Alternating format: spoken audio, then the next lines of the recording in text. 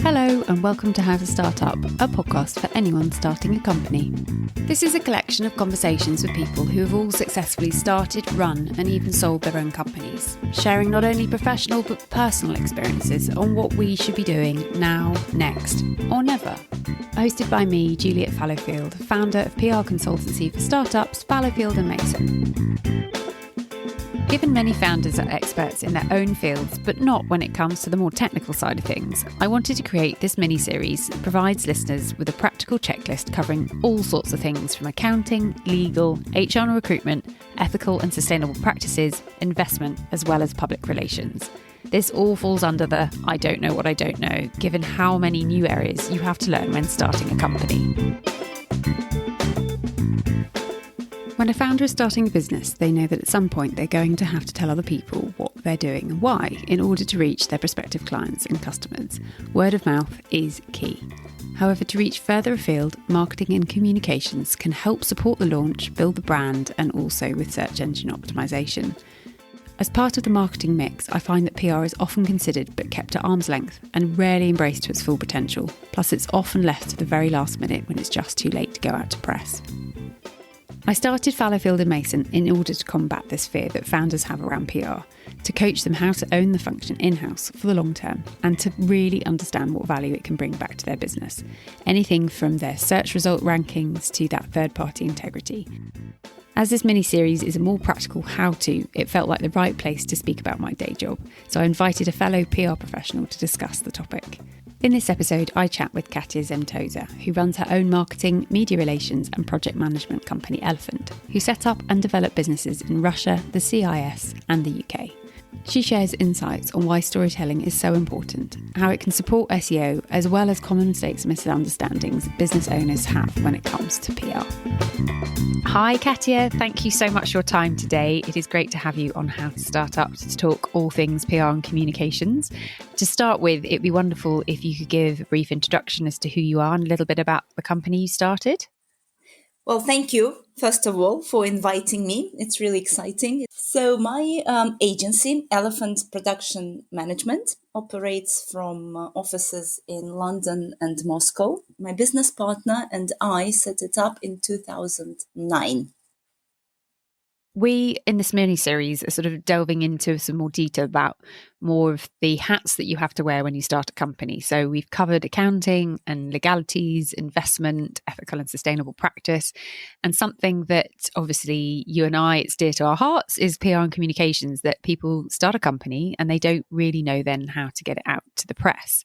So I would love it if you could talk a little bit about what PR is, because it's often misunderstood. And I think it might be helpful to give an overview as to what it is and what it isn't, and maybe the difference between PR and advertising. Yes. Well, PR, public relations, it's basically the practice of increasing awareness around a company or a brand among the public.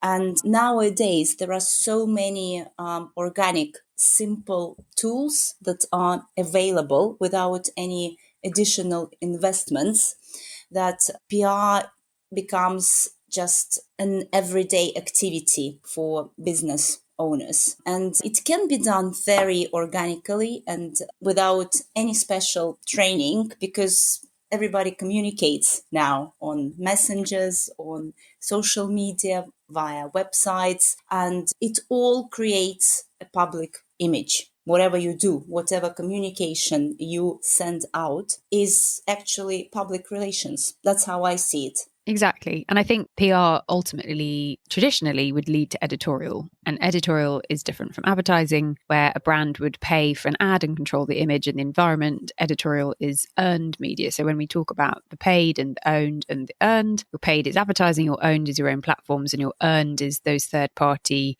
articles, whether it be in print or digital or through influencers as well. And I think PR is different to editorial. PR is, as you said, is that public view of your brand, and editorial is a sort of subsect underneath that. PR leads to editorial, but there is a lot of work that needs to go into it first. Is there a guideline you could give founders as to what they should start to consider when they're starting their company and eventually want to get to PR? Well, funny enough, my first tip would be getting a copywriter or making sure you create high quality texts. This is so simple.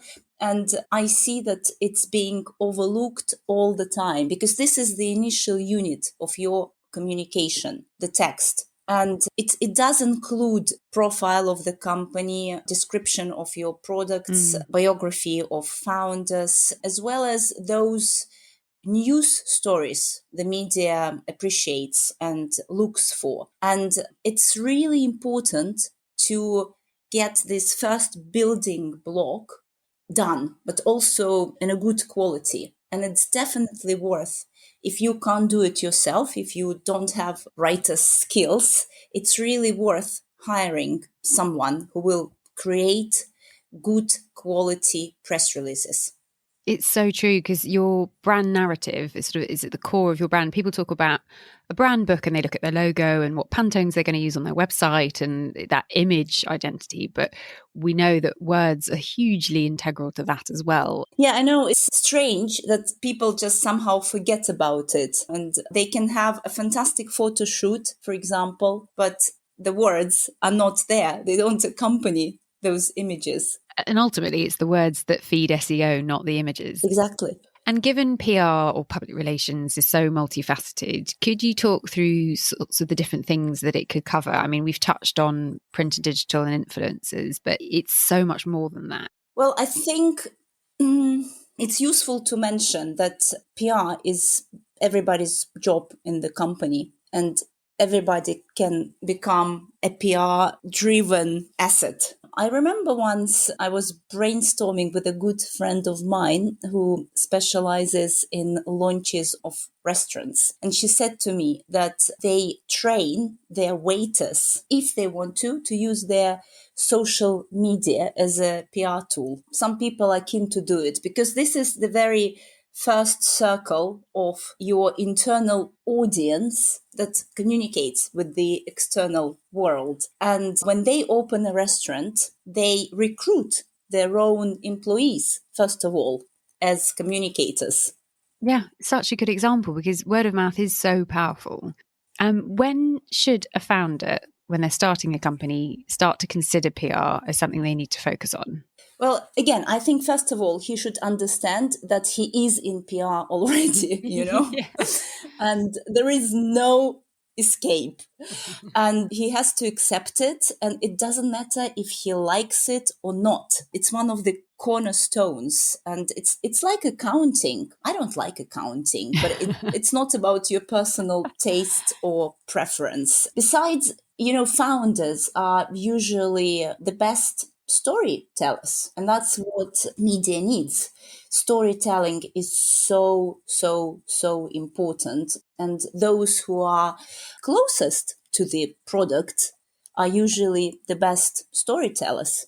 Yeah, they know it so well. And I think a lot of people that I've come across forget to tackle PR soon enough. And we know with the print lead times, magazine lead times, 3 months minimum, you need to start really pitching 3 months ahead to get into those print titles. But before that, you need to work out what you want to say, who you want to say it to, what audience segmentations you're going to go after. And I think, as you said, from day one, a founder is their own PR. But I think as long as at the beginning, they're consistently thinking about what they want to say, they're probably putting themselves on the front foot of that. Yes. I also recommend hiring a specialist, even if you can't afford a full-time PR expert, for a day or two as an introduction, just to learn what's going on in your industry. I think it can also influence the way you build your business from the very beginning, give you some insights, because PR people are close to the ear of consumers. Yeah, someone else said this. You shouldn't be too secretive about what you're doing in your startup, because you need to start sharing it. And the more you talk about it, the better you'll become about talking about it. And it's practicing your elevator pitch. Yes. And with the rise of digital media and the decrease of print, why do you think PR is even more important today? Well, we live in a huge ocean of information, and it's so easy to get lost And PR, I think, helps to make yourself visible and heard. And digital media is where it's very easy to put that image with a great story, with a great narrative. And the great thing about digital, it isn't tomorrow's chip paper and it lives there forever. And worst case, if a journalist makes a typo, you can ask them to change it. Yeah, this is where the danger is. You have to watch out. The joy also about digital media is you can track the effectiveness far more closely than print. And with the backlinks, they'll live forever and they'll feed your SEO for your brand's discovery as well. So I think that's super exciting to see all these amazing new editorial platforms popping up. Yes. Digital media is great for stories. Stories, they have kind of cascading effect and they drive reader engagement on a regular basis. You create that brand awareness and digital media is perfect for it. What I love seeing now is that brands are investing far more in their digital assets. So video content with subtitles, for example, it's a much more engaging piece of content. So I think it's interesting playing back to that brand book where people are working so hard on their visual identity, having that dovetail with the messaging within video content and being able to hear the audio around it as well is fantastic. One of the biggest banes of my entire career is how to put a value on editorial. But when you deliver the front page of Vogue or the covers, the stories and the 8-page shoots and you've got your brand in there and it's hugely joyous to you and you see the coverage, how would you explain that value to somebody else? Well, there is a very clear parameter, advertising value. Well, that's how we calculate in our reports. Mm-hmm. But I think it's quite subjective still. For me, it's the greatest mystery of all. PR value. And sometimes clients who think they know it all would request a certain clause in the contract with confirmed figures. And it's impossible. We can't say minimum or maximum or average. It's a process as well. And it's the brand integrity. It's not just getting that feature in Vogue. It's that third-party endorsement to your brand that will live forever. Yeah, it's also the introduction of the brand to the team of Vogue. Yeah. It's the visibility among other journalists. And who knows how it will influence the interest of other media. So, yes, advertising value is the only solid base. Yeah, the tangible number you can put against it. And then is there anything that founders forget to consider when they're starting to think about going into PR? I think they sometimes forget the resources that they already have because PR is still about personal connections. And personal introduction or reference means a lot. And if they concentrate on this particular task, they can dig out useful connections and people and start from there. And along the lines of now, next, and never, are there any mistakes that founders do that you would advise them not to?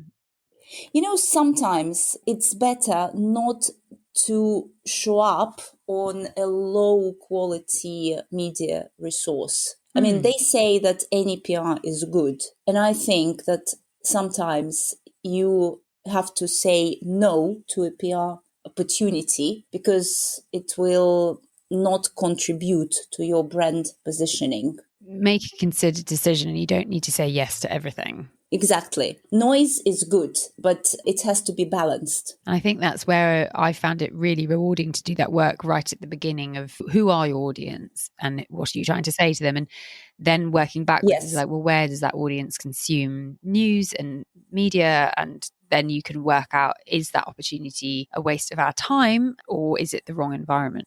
And when someone is looking for that external support, what do you recommend they do to find it? First of all, I would just ask people around and seek personal introductions. And PR industry has segmented enormously. So you can find a PR specialist in almost any sphere. Jewelry, printing, publishing, travel. And I think it's really important to speak with an expert.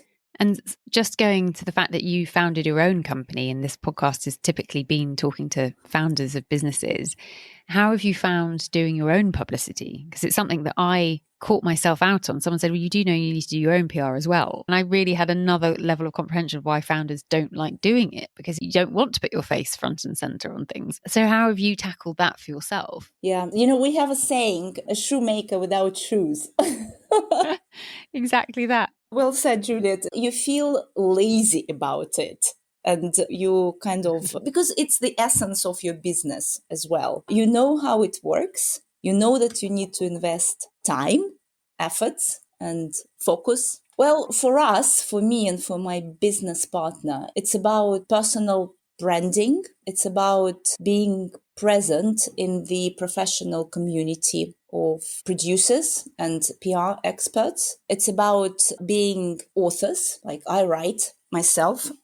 It's carving out time to prioritize it. And a client called me out on it and said, well, you're telling me to spend 4 hours a week on this, and why aren't you doing it for yourself as well? It's one of those things, because it is entirely proactive. You want to tackle it and you want to find time to do it well, but it tends to fall to the bottom of the priority list if you've got an immediate accounting problem, or your IT system has just failed, or something else will always come above it. But I think my advice to anybody starting out with communications is, if you can keep it present and keep thinking about it every day, it becomes a really good habit that you then will just be doing automatically. So when you're reading the press, you're pulling out articles that you want to go after next time, and you're looking at who wrote that article and you're following them on Instagram. I mean, we do it more than we realize. I think it's something that the big chunk pitch work, where you really proactively put yourself out there, can definitely just fall to the bottom of the to-do list, and therefore it doesn't happen. And what you put in with PR, you invariably get out. So it's a lesson I've learned all over again myself with my own company. No, very true. Very true. Is there any last piece of advice that you'd like to offer a founder when they're starting their company? Well, be patient and be consistent.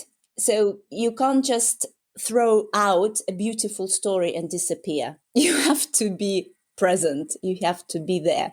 And it's an ongoing process, and it takes time to build your brand awareness and to become successful in your communications. You're right. It just takes time to build those relationships. Thank you, Katya. It's been great to chat to you, and best of luck with everything between London and Russia. Thank you. Thank you, Juliet. I so enjoyed speaking to Katya about all things PR and communications. If you'd like to contact her, you'll find all of her details in the show notes, along with a recap of the advice she has so kindly shared. Thank you for listening to How to Start Up. I hope these conversations offer you some confidence, encouragement, and reassurance that you're on the right track. If you've enjoyed this podcast, I'd be so appreciative if you were to rate, review, and subscribe, as it will really help other people starting a company discover it.